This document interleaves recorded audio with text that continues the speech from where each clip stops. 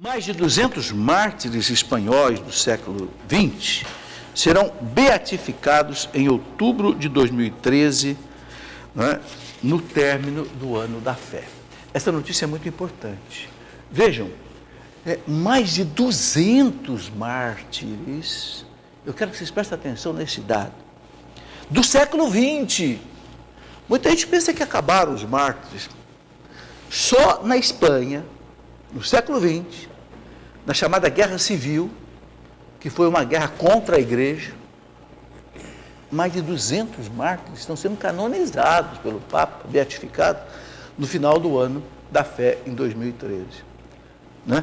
Então a notícia é essa, mais de 200 mártires do século XX, que podem inclusive chegar a 300, serão beatificados em uma cerimônia conjunta em outubro de 2013, por ocasião da conclusão do Ano da Fé, segundo o pronunciamento do porta-voz e secretário-geral da Conferência Episcopal Espanhola, Dom Juan Antônio.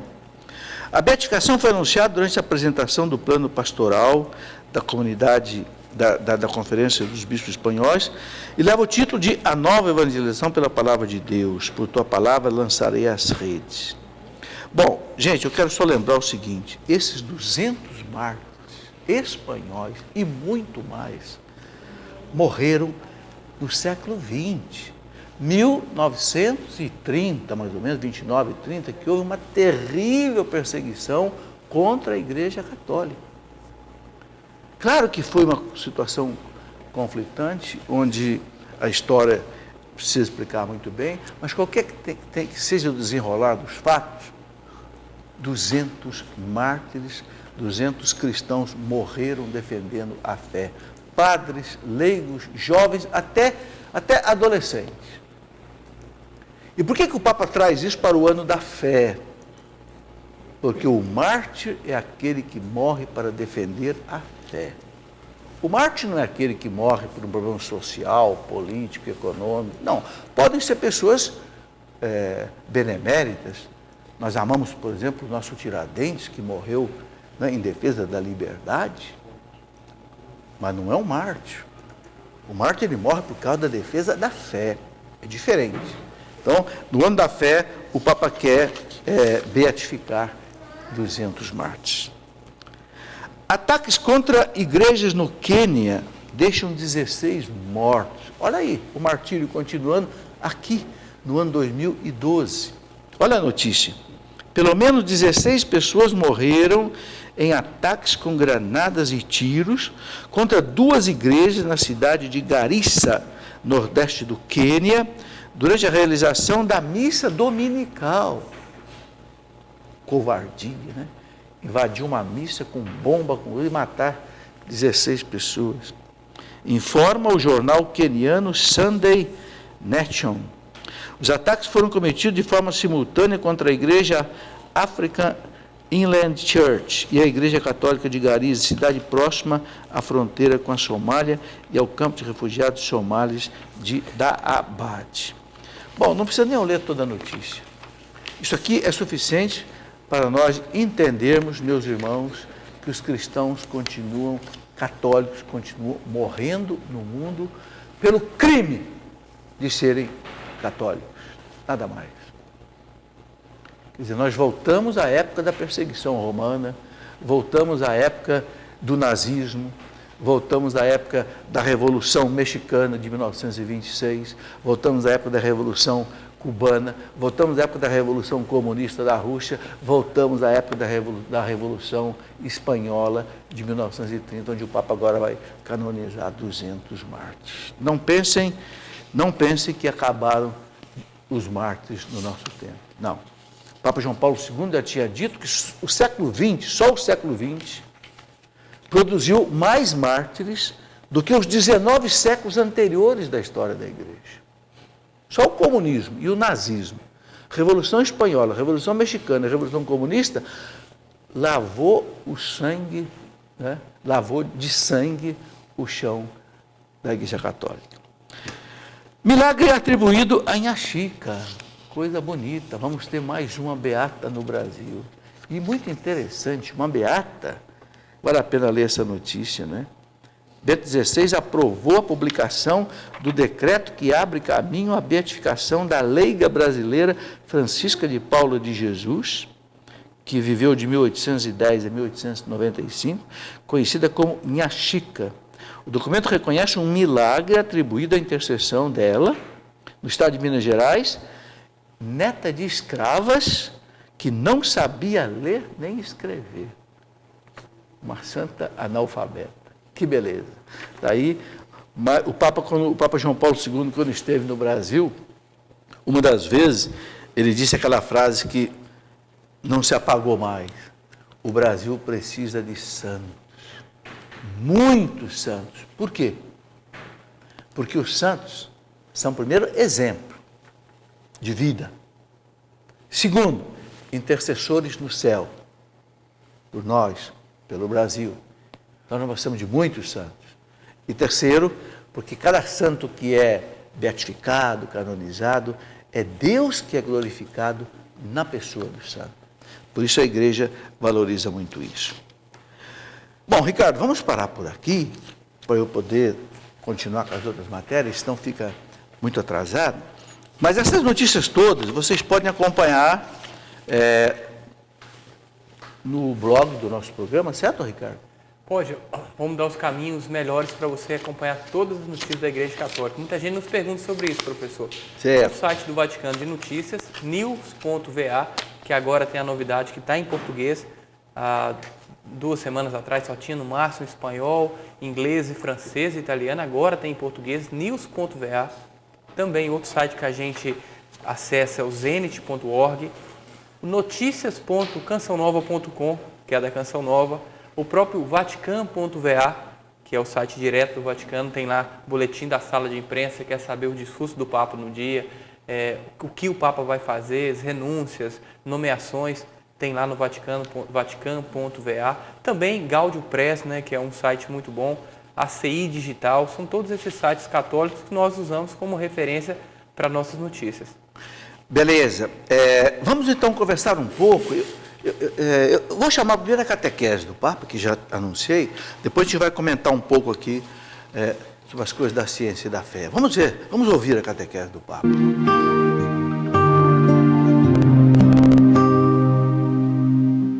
O encontro aconteceu em Castel Gandolfo, na residência de verão do Papa. Bento XVI recordou Santo Afonso Maria de Ligório, festejado hoje. Bispo e doutor da Igreja, Santo Afonso fundou a Congregação dos Redentoristas, de estilo simples e imediato, dedicado à doutrina sobre o sacramento da penitência, tornou-se um dos santos mais populares do século XVIII. O Santo Padre ressaltou que a data é uma oportunidade para aprofundar os ensinamentos sobre a oração, como meio necessário e seguro para alcançar a salvação e todas as graças de que necessitamos. Considerando a oração um meio, o Papa explicou que ela remete ao fim a ser alcançado. Deus nos criou por amor, para nos dar vida em plenitude. Santo Afonso queria dizer que, em qualquer situação da vida, não se pode deixar de rezar, especialmente no momento das provações e das dificuldades. Sempre devemos bater com confiança à porta do Senhor, sabendo que em tudo Ele cuida de seus filhos.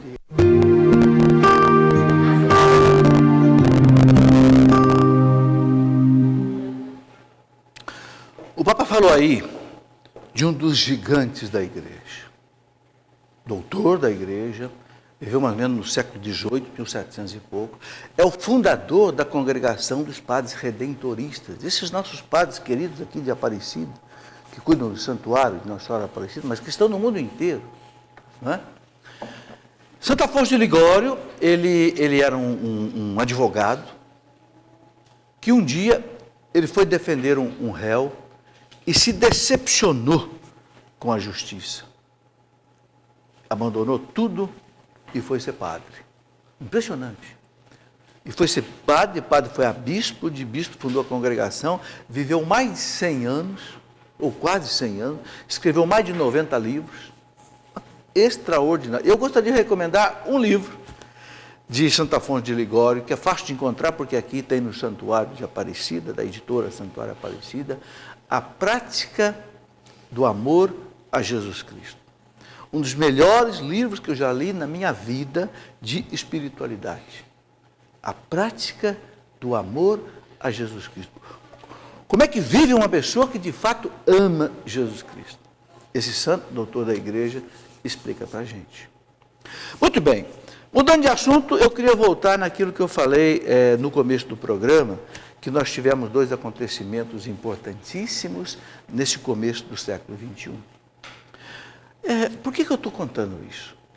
Porque à medida que a ciência está avançando, a ciência está revelando coisas impressionantes que não têm explicação científica. Por exemplo, o Santo Sudário.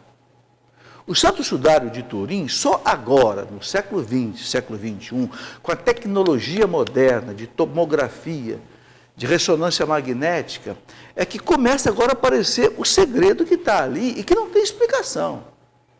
Por exemplo, o Santo Sudário, ninguém sabe explicar como é que aquela imagem está feita ali. Não é tinta, não é radiografia, não é... Ninguém sabe. Suspeitam agora de um tipo assim, de uma impressão nuclear. Quando explodiu a bomba atômica de Hiroshima e Nagasaki, lá no Japão, ficou marcado na parede, algumas paredes ficaram marcadas, algumas figuras. Uma explosão nuclear pegou a figura de uma pessoa e por impressão, por efeito nuclear, ficou marcado na parede. Não é tinta, não é nada.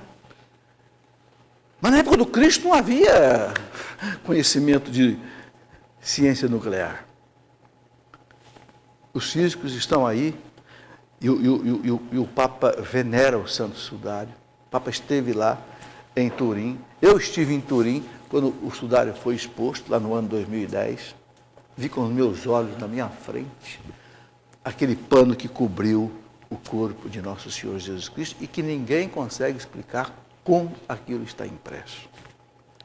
Há uma outra estampa que é a imagem de Nossa Senhora de Guadalupe, que também não tem explicação. Que Deus me deu a graça também de ver lá no México, na Catedral de Nossa Senhora de Guadalupe, já 3 vezes. Não tem explicação. Ninguém sabe como aquela imagem de Nossa Senhora de Guadalupe ficou impressa naquele tecido daquele índio, né, no manto do índio, na hora do milagre. É um produto que não é nenhum dos elementos químicos da natureza.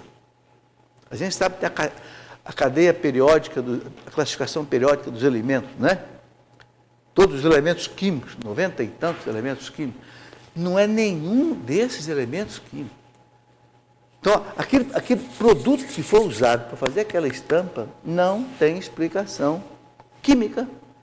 E outra coisa que se descobriu agora, os pesquisadores com os recursos da NASA descobriram que a tinta, vamos chamar de tinta, entre aspas, porque a gente não sabe o que é, a tinta, ela não toca o tecido.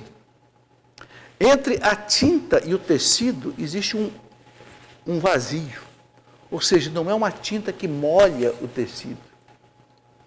E se molhasse, não daria uma imagem perfeita, porque aquele tecido do índio é uma espécie de uma juta grosseira, que nenhum artista seria capaz de pintar uma imagem como a de Nossa Senhora de Guadalupe. Outro mistério que está aí para a ciência explicar, e agora a ciência está revelando que não tem explicação. É o sudário, é a túnica de Guadalupe. Agora nós temos 2 acontecimentos extraordinários. A decodificação do código genético da pessoa humana. O projeto Genoma, que eu disse a vocês, que o Dr. Francis Collins, gente, esse cientista, Francis Collins, é médico, é químico e é físico. Foi escolhido pelos Estados Unidos para chefiar o projeto mais caro do mundo de biotecnologia, que envolveu pesquisadores do mundo inteiro, para decifrar o código genético do homem. Ou seja, pegar lá a célula, descer no núcleo, pegar, né, lá o cromossomo e entender todas as características genéticas que estão lá naquele caracol lá, né, que está aqui na capa desse livro.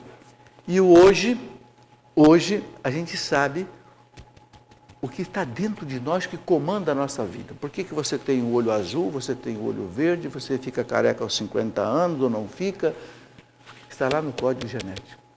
Então, quando o Dr. Francis Collins terminou, quando o projeto Genoma foi concluído, o presidente Bill Clinton, americano, chamou o Dr. Francis Collins para escrever o discurso que ele ia fazer, claro, faturar politicamente também, né? Anunciar para o mundo que os Estados Unidos conseguiu decodificar o código genético humano. Chamou o Dr. Francis Collins para escrever. Não tem aqui a fotografia desse homem que eu gostaria muito de mostrar. E ele escreveu o discurso e colocou o seguinte, que hoje a humanidade conhece um pouco melhor a obra da criação de Deus. Os assessores do presidente Bill Clinton quiseram tirar essa frase do discurso. Ele disse, se tirar, eu não escrevo mais nada. E o presidente deixou a frase e leu a frase. Hoje, o homem conhece um pouco melhor a obra de Deus. Por isso que ele escreveu o livro e colocou o nome de A Linguagem de Deus. Em inglês, o original, The Language of God. Fantástico. Foi uma das maiores descobertas dos últimos 50 anos da física, eu diria, da bioquímica microscópica. Né? Porque você usa aqui ampliadores microscópicos eletrônicos que pega uma célula e amplia 2, 3 milhões de vezes. Você vê uma célula que você não enxerga a olho nu, você vê o tamanho de um boi na tela, né, de plasma do super microscópio eletrônico. É a ciência revelando o segredo de Deus. Agora, nós vimos aí todo mundo falando da partícula de Deus. E eu vou falar disso aqui um pouquinho, porque eu recebi muitos e-mails de gente me perguntando, que história é essa de partícula de Deus que os físicos descobriram? Disseram que foi a maior descoberta dos últimos 50 anos da física. De fato, eu não tenho dúvida que o Dr. Higgs, que está vivo, que foi quem preconizou a existência dessa partícula, aqui está até a fotografia dele, é esse velhinho aqui, que hoje tem 83 anos, um físico inglês, esse é o Dr. Peter Higgs, ele que preconizou que essa partícula tinha que existir. E agora eu vou contar um pouco dessa história para se entender. Agora, o que eu estou preocupado aí é com a fé, não é só com a ciência. Bom, então vamos conversar um pouquinho, uma coisa muito importante. 1900 mais ou menos, os cosmólogos que estudam o cosmos, né, a cosmologia, também os físicos, os astrofísicos, começaram a perceber que o universo está se expandindo. Ou seja, as galáxias estão se afastando. Mas eles não tinham comprovação disso. Não tinham. Até que um físico chamado Hubble, hoje tem o satélite Hubble, né, em homenagem a ele, que sai fotografando o universo aí.